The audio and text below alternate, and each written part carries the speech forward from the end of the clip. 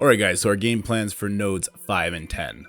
For node 5, we're going to use Nakia and Black Panther 1 million to set up for the OG Black Panther to snowball the entire first wave. We're going to carry that momentum into the second wave, and we're going to finish the node healthy. We need our War Dog team to be ready for node 10.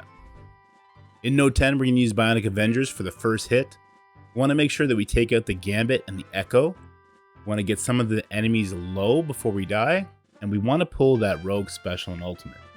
I didn't put it here, but if you don't survive long enough to pull the Rogue Ultimate, you can go in with Killmonger or M'Baku to make sure that she does the hit. She will be the fastest character.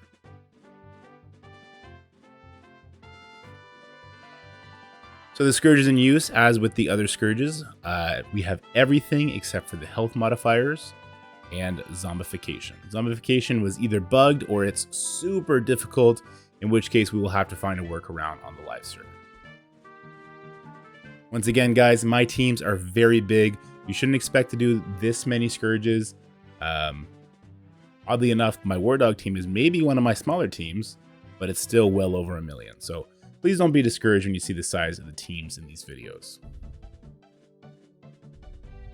So because of all of our Scourges, we got Strife spawning with immunity and taunt. We're going to use the Nakia basic here. It also changed to additional enemies, pulling off more of those immunities. Next, we want to use Black Panther 1 million Ultimate, because what it does is it steals the immunities and spreads it to your Wakandan allies. So by the time Shuri uses her special to give energy, we have immunity and we're not getting slow, because we also have that Scourge active as well.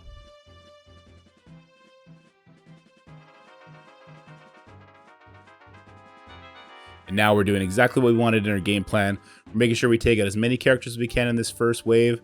I would say I'm taking out everybody except Jane Foster, which is not ideal because she does so much damage on her ultimate that you really don't want her to be hitting you and flipping all your buffs. But if you do have to leave her up because she didn't get her immunity flipped off, she couldn't get a defense down on her from Okoye, you saw I did it on Squirrel Girl instead, then you can come to this part, use your chain attacks from Black Panther 1 million and Nakia, and hope to get enough pings on the Jane Foster to take her up before she does her ultimate. That's exactly what's going to happen here. That's why I left it and I didn't reset it. However, if you have a smaller team, you might need to reset until you're able to kill the Valkyrie, the Emma, the Squirrel Girl, and the Jane Foster before your Black Panther loses speed and the second wave drops in.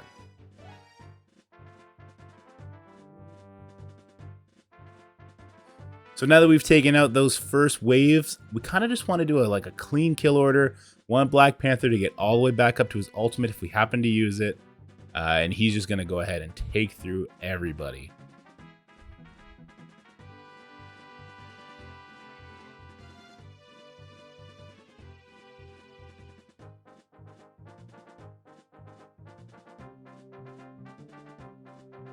One thing I will say is these shield troopers, they might take you off guard with how much damage they do, so be careful. You don't want to take too many retaliates.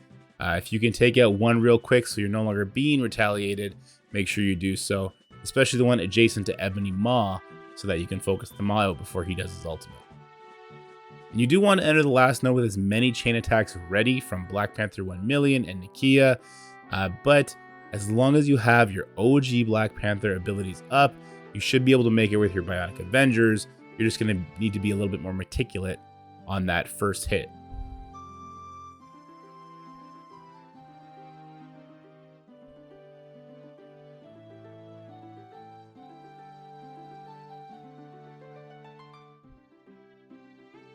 And there you go, nothing left but the Ebony Maw. We're going to get through him pretty quickly here. And again, I have a 7 Red Star Black Panther. He's overkilling these enemies by a long shot. So 6 red would probably still be more than enough to be one-shotting these characters on difficulty 8. And just so you guys know, difficulty 9 with Scourges on, I could not get past this node because my War Dogs were not quite as big, but I know others on the playtest were able to get by. So here comes node 10.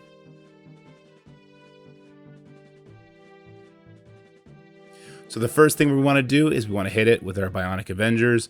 The Wakandan team or the War Dog team is going to struggle a lot because there is an Echo which stops your Okoye from doing her assist mechanic, which is a huge part and why War Dogs are actually better than the Bionic Avengers. Bionic Avengers lack a lot of buff clear. You're going to see that's kind of what bites them in the butt when we start getting into the deeper part of this node.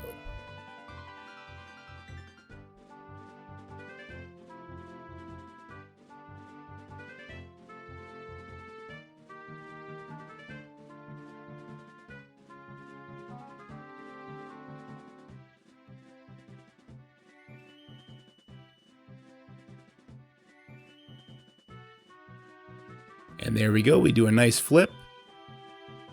We do have blind on our Viv right now, but you pretty much just get to do your opening round of abilities, and then you kind of fall over, which is why on the T4 recommendations in a previous video, you probably saw I was recommending mostly just their opening abilities and not their follow-ups. So Echo's anti-assist mechanic does cause War Dogs a lot of trouble. She's definitely the most important target to get down before you move on to your next attack. After that, I really like taking Gambit and America Chavez out before the next wave drops in, or at the very least, before we have to resort to our War Dogs. That's because they do give percentile health to ally X-Men and ally Young Avengers, but if you take them out and then your Bionic Avengers die and you go back in with a new team, they shouldn't have that passive health that Gambit and America Chavez give. And once Rogue does drop in, it's very unlikely you're going to get through her. You would have lost a lot of steam. She's going to gain steam by using her special and then ultimate. So just try and get as many enemies low as you can. I do think the only team that could one-shot this is War Dogs, but you would have to shave off a fair amount of Scourges to make it happen. Rogue is just so strong here.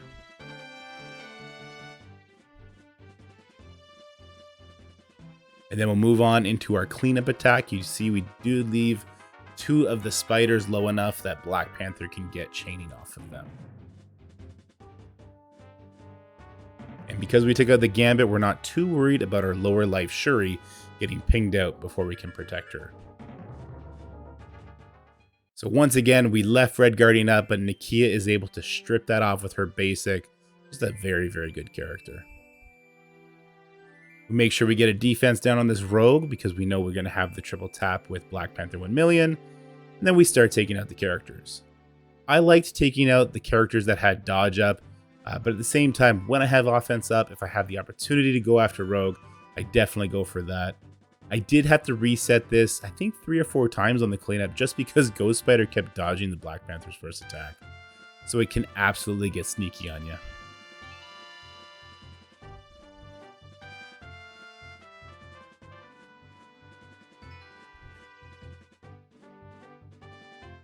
So once again, I'm going to use Nakia's basic because it's going to strip that offense up and that immunity, not only from Kate, but from 2 other targets as well.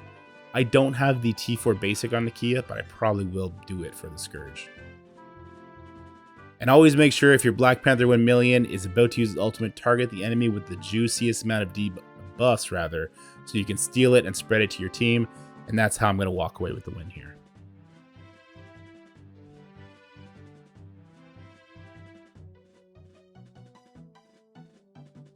Yes, and finally the most satisfying part of this, with 4 ally Wakandans, his ultimate, the OG Black Panther, cannot be dodged, so we get to go ahead and clear this wave out. So if you are completing your Node 10 right now, congratulations on unlocking Archangel, everyone. Good luck and pushing your roster to the absolute limit. And once again, don't be discouraged by the size of my teams. I know that's always a soft spot when you're seeing these videos. It just means you need to do a little bit lower difficulty or a little bit less Scourges, because the mechanics of the Scourges really add a lot of difficulty. So yeah, just don't be discouraged. You should have fun and enjoy your Archangel. Bye for now.